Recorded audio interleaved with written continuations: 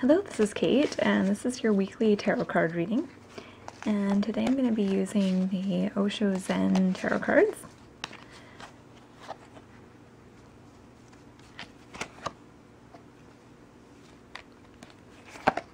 Okay.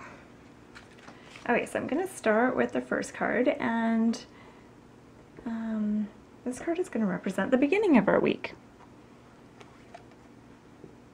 Okay, so we've got Schizophrenia, and I think I've made this too fluffy. It's going to block the cards.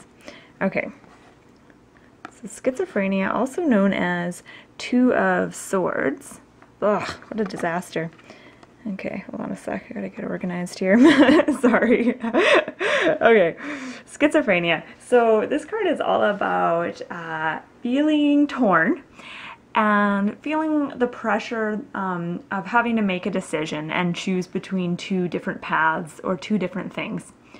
So we're going to start our week having to make a choice of some sort, and it's going to involve having to let go of something so that we can pursue something else. So we're going to have that choice between two things, and the sooner we make this choice, the better. And I get the feeling like we're going to feel like we really have to think about this. And the more you stay in your head about making this decision, the longer it's going to take you and the more stress and anxiety you're going to cause yourself. So the key here really is to get into your body. So don't stay in your head, get into your body, get into your heart center, because that is really the seat of intuition, which is something I'm just learning about right now. I always thought it was the stomach, and but I've been learning about the heart and the importance of getting into the heart when you're meditating, and it really truly is, I believe, the seat of intuition, and not so much the stomach. Anyways, so I got a little bit off track there. So getting into your body and then getting into your heart will help you really connect with what's important and what direction you need to go in. If you stay stuck in your head, it's just going to cause so much stress and anxiety. And like the guy in the card here who's suspended holding on to these two cliffs, you're going to feel you're going to feel really torn between two things. So yeah, I think meditating and also asking your higher self or your inner spiritual guide for some kind of guidance.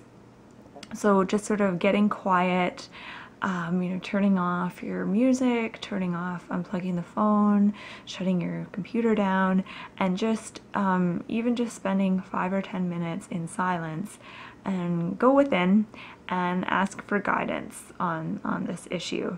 And you'll be surprised at how much clarity you have. And as you can see, this figure is above the clouds, and so I think this really represents that ability for you to get above the mental confusion and be able to get some perspective on this. Okay, so the middle of the week, we've got postponement, and again, that's 4 of air, so in a Rider-Waite deck, that would be the 4 of swords. And postponement is all about putting off a dream and projecting everything positive into the future. So putting off pleasure, putting off doing what you want to do, and telling yourself that it's in the future, and kind of holding out for the future. And this doesn't really work. You really want to be centered in the now, and you don't want to put off pleasure. I mean, there is a certain amount of sometimes we do have to make sacrifices in the present if we want something in the future, or if you're building up your business now, sometimes you have to work harder and maybe make more sacrifices in the early stages so that you can establish something profitable and stable for the future. But essentially, you don't really want to put all your eggs or all your hopes into the future. You want to, it's okay to think about the future and to plan and all that and have goals, but you really want to be centered in the now. So don't defer pleasure at all. And you might catch yourself doing this this week. And you also might catch yourself making up excuses of why you can't live your dream right now. And really what this comes down to is fear. And having a sense of fear and not wanting to take risks and not wanting to step into the unknown and not wanting to immerse yourself in uncertainty. So instead of doing those things, which can feel really uncomfortable, instead you keep your dream, but you just kind of put it off and think, oh, in the future things will be better, and in the future I'll be able to do this. So I think the key with this card is to take baby steps. So the thought of, if the thought of diving into your dream and doing something really big is just so overwhelming for you, take baby steps. So do something small and, you know, move forward in increments. You don't have to take big strides. You don't have to take huge risks if that is just too scary for you. So even like get out a piece of paper and a pen and jot down the little things that you can do this week. And it could just be one thing. It could just be 1 or 2 things that you can do this week that would move you closer to your dream. And not even that, even just 1 or 2 things this week that could help you enjoy the present moment and could help you get really centered in a state of pleasure. Okay, so our last card, which represents the end of the week, so Friday, Saturday, Sunday, and we've got healing, and this would be King of Cups in a Rider-Waite deck. And this card to me, with all the hands going across, really represents hands-on healing and body work and working with the energies of the body. So this is a very physical card, but also an emotional card. So using physical means like massage or Reiki, breath work, or yoga, using really physical things to help release emotions and help unblock any kind of emotions.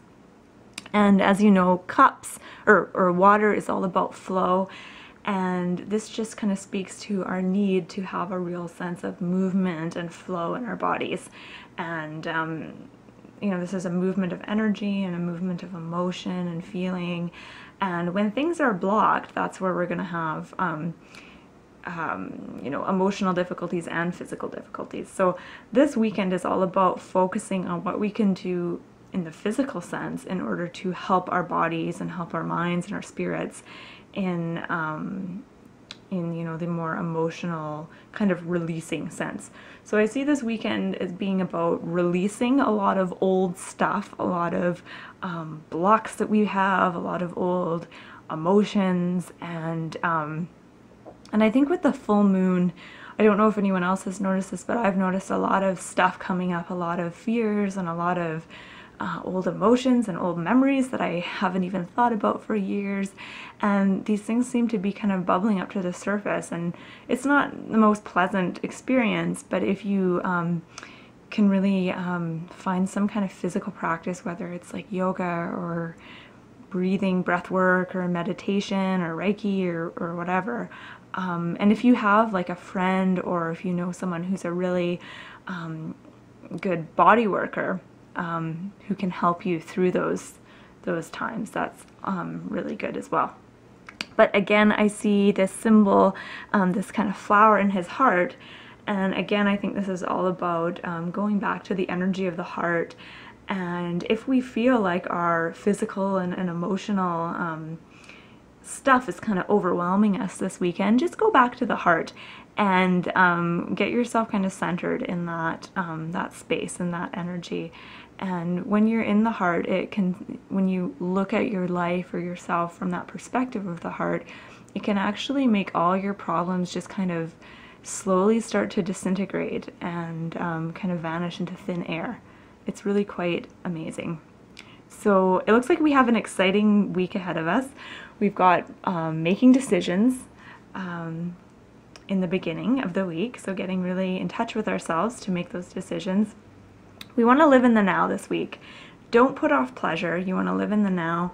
And this weekend is all about healing. And, you know, if you've been thinking about getting a massage, this weekend is a really good time.